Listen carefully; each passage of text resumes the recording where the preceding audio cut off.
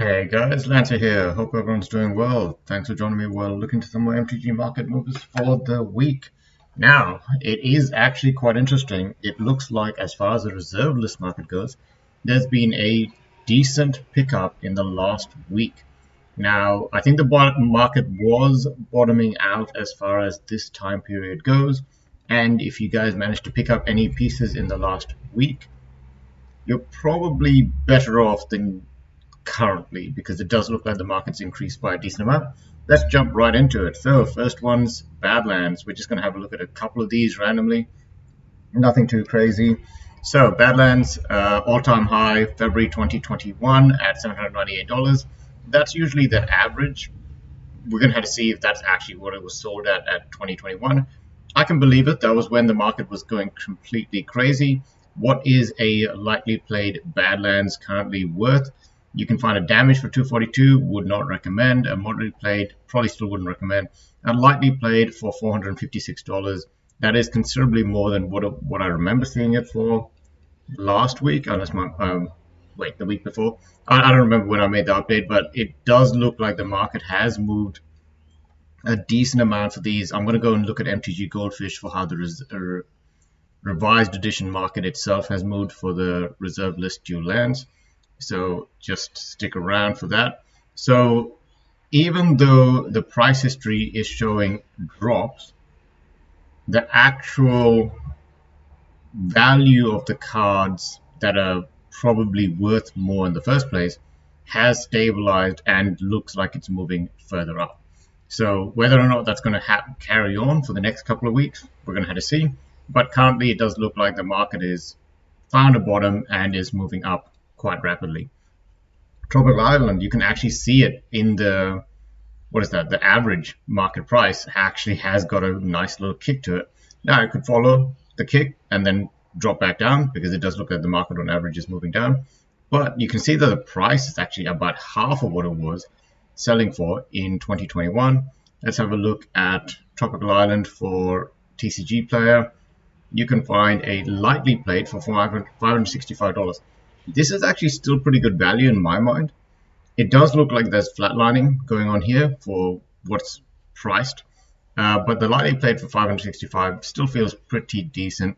The price is still increasing. There are 14 listings. Who knows how many actually are available for them to move to the market.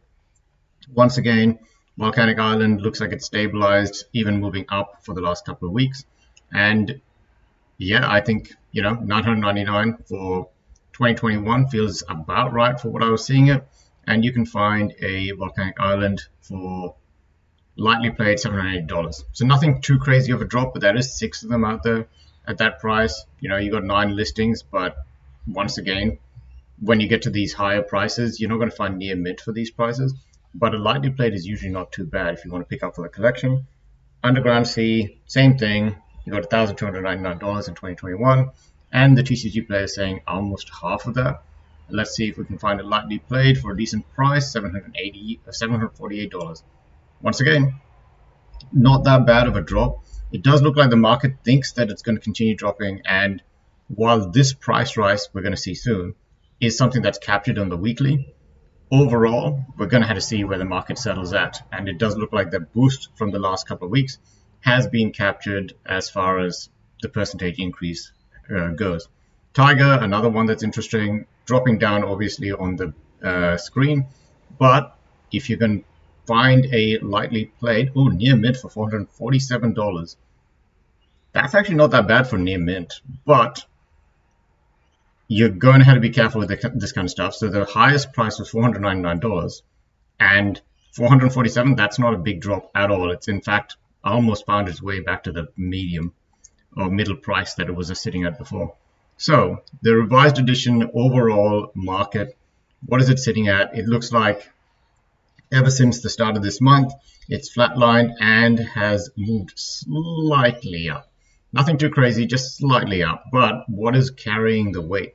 Underground Sea, almost a $19 move for week. Daily, like even just today, it went up by $6. Volcanic Island, Tropical Island, Tundra, Bio, Badlands, Tiger. Most of these have moved up by a certain percentage over the week. couple of them, like Badlands and Bio, very minimal drops. But I'm not expecting this to carry on unless we can be a clear idea on what's happening with the market, what's happening with the Federal Reserve. If the stock market continues to fall over, I can't see these not following the markets to a certain point. They follow the markets up. They can follow the markets down as well, especially in the environment that we're living in right now. So once again, as always, no financial advice here, but averaging in over time, when you feel comfortable, when you're happy to lose the money, and you just plan to keep the keep the card for your own sake, average, buy in, buy what you want when you need it, and buy in slowly over time. Don't go all in at any one point. That's just a terrible idea. So what else is happening? So if we go and look at the weekly changes, so you can see that there's big drops on the other side of the revised edition, and that's pretty much why the dual lands are carrying this set. And overall, you can actually see February 2021, that is when it peaked, and it's been slowly dropping ever since. So following TCG, following MTG stocks, it looks like the market has peaked in 2021, slowly falling, rolling over, and we're just going to have to see where it ends up. But now is not a bad time compared to 2021 to get into this kind of market. You're not going to find probably the same prices back in 2020, but you're going to probably find a better average than you were in the last year. So moving on to the actual cards or what's been impacted in Modern, Pioneer, and also Standard, I guess, for what's coming out in Dominaria and what's been released as far as the 2023 previews. Let's have a quick look. So weekly changes, Fable of the Mirror Breaker, 12% increase. That card is actually pretty broken. I think it's seeing play in like vintage. I don't know where else it's seeing play, but it's seeing play in places where people probably didn't expect it, and it's getting a pretty decent boost out of that. Hopeful Initiate, 26% gain to now sit at $8. That's pretty insane, but it can also do a lot of things in Commander for white. Training, whenever this creature attacks with another creature with greater power, put a +++ encounter on this creature. And you may pay 2 colors, 1 white to remove 2 +++ encounters from among any creatures you control to destroy target artifact or enchantment. Yeah, it's really good in Commander and obviously used elsewhere as well. Omnath, Locus of Creation. This was seen in Game Nights, I think, and did some cool stuff in a copy deck, so maybe that's why it's seeing a boost. Farewell, probably one of the most insane Commander cards. I don't think I'm ever going to play against it, but it is a crazy powerful Commander wipe removal. Board wipe in all honesty, it's crazy. Graveyard Trespasser, 32% gain. Not 100% sure why. It has got Ward and discard a card, so the discarding may be coming into play at this point. Teferi, who slows the sunset, 20% gain to now sit at $4.19. Witherbloom Command, 31% gain to now sit at $2.76. Adeline Resplendent Qatar, 10% gain to now sit at $7.18. And you got a Tekanuma Abandoned Maya, 14% gain to now sit at $5. And Unlicensed Hearse, 4% gain to now sit at $14.66. Actually, that's an insanely good card to begin with, and as just a rare sitting at almost $14, yeah, that's going to continue probably going up in value over the next couple of days. Moving over to Modern now, let's see what actually got impacted by the new spoilers. So you got Doubling Season. This card is going to probably hit $100 unless they reprint it. 5% gain to now sit at $89. Steam Vent, 8% gain to now sit at $36. Another Doubling Season. Scapeshift, 10% gain to now sit at $22. Blightsteel Colossus, 3% gain. Stoneforge Mystic, still sitting around the 42. Nothing too crazy. You got Tomb of Aruma, 80% gain to now sit at $2.93. And Counterbalance, 5% gain to now sit at $26. Anything above a 10% drop? Nope. Liliana of the Veil, obviously spoiled in Dominaria. 7% drop to now sit at $64.49. I think this card is actually now going to turn around pretty aggressively. It's probably going to sit around about the $50 mark. It's still going to be played a lot, but people are going to be opening it. And I don't know if Modern is picking this card up as much as it used to in the past. So Sword and Fire and Ice, interesting, 4% drop to now sit at $55. 7% drop for Watery Grave to now sit at $27. But once again, nothing too crazy. Moving over to Pioneer. The Chain Veil, now 16% gain to now sit at $22.28. Anything else? Terror of the Peak, 6% gain. Ugin, 6% gain. Anointed Processions, 5% gain. Hellkite Tyrant, 13% gain to now sit at $10.93. What's up with all these dragons still getting a boost? 7% gain to now sit at $16.49 for Twilight Prophet. And Born Scythe Sliver, 14% gain to now sit at $7.27. Now, this is probably because slivers are making a comeback. I think they are going to be brought in as a commander deck. Oh, wait, was that a spoiler for this? I don't know if there's a spoiler, but 100% I'm pretty sure a lot of slivers are going to get reprinted in something. And maybe this one is getting missed, but it's actually really, really powerful. So 100% understand why this is, but if it's getting reprinted, then it's going to drop in value, obviously, because it's powerful, but it's specifically in a sliver deck. Thassa, Deep Dwelling, 5% gain to now sit at $17.95. Biggest drops, Indomitable Creativity, 70% drop to now sit at $14.73. This was moving up very aggressively last week, so I'm not surprised to see a pullback. Same thing with Emrakul, 8% drop to now sit at $85.49. Thousand Year Storm, 10% drop to now sit at $5. So some pretty good cards in here, some big cards like Mind's Dilation, Supreme Verdict isn't, Monastery, Mentor, Dragonlord Dromoka obviously was reprinted. Chandra, I don't know about the 5% drop, now sitting at $10.95. And Elenda reprinted, so $12.28. So yeah, some decent drops for cards that we saw moving last week. And last, I just wanted to cover the two new commander decks. One of them is for legends, so creatures, I guess anything that has, is it anything that has legends? What does she do? I can't see that. Up to one target legendary creature gains Vigilance, Lifelink, and Indestructible until end of your next turn. That's really good.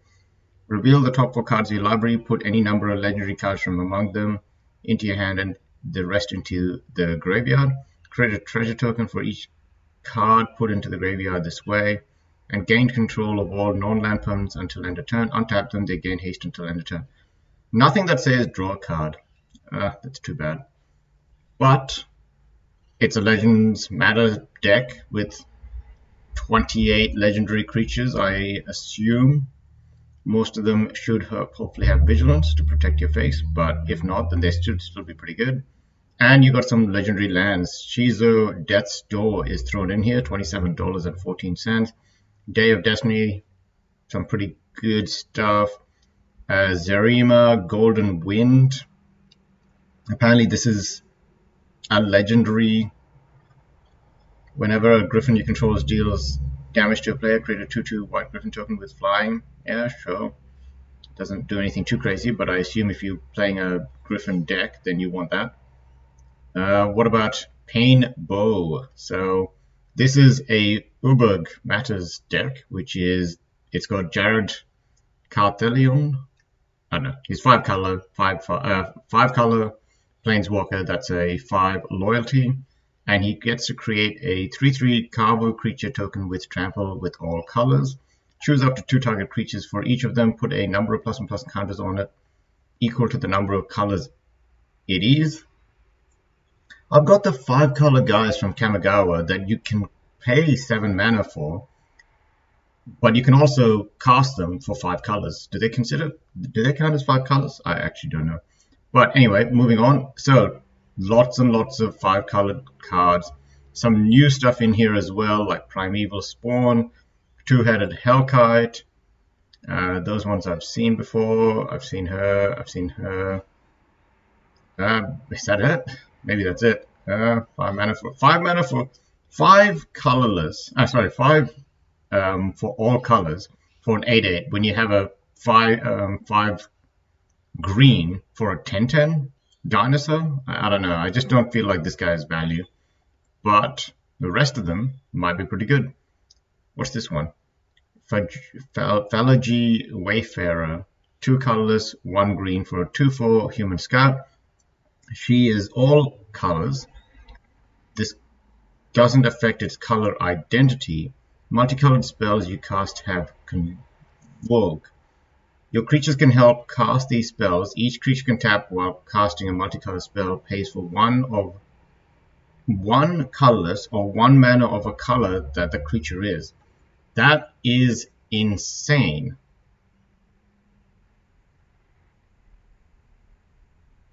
I'm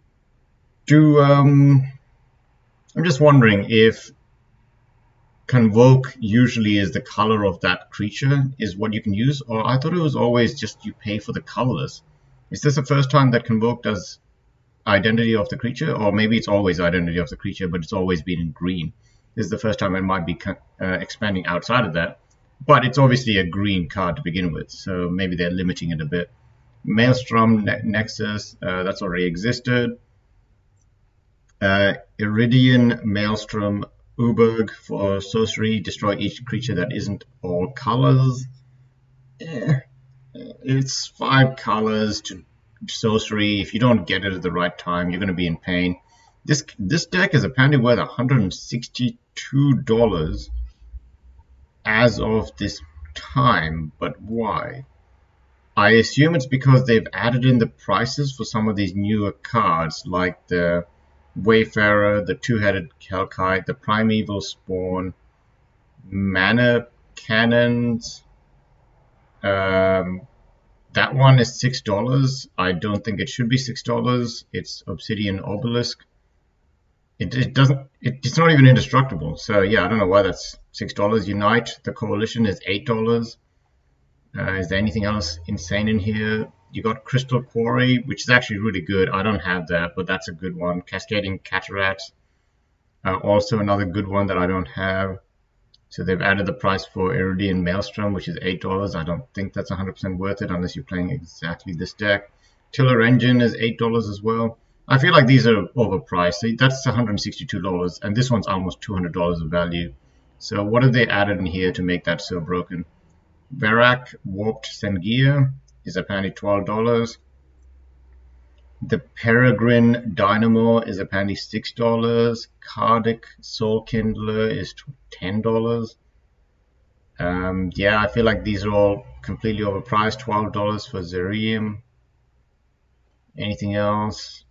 Shizu, yeah, that's fine. Days Destiny. The Reaver Cleaver, $16. Gerald's Hourglass Pendant is $18. So there's some value thrown around in here, but obviously all of these are going to drop so fast once they're being printed and once these sets get out there, because people are just going to break them down and sell the individual cards because they actually have some decent value. Anyways, guys, thanks for watching. Have a good day and see you guys next time.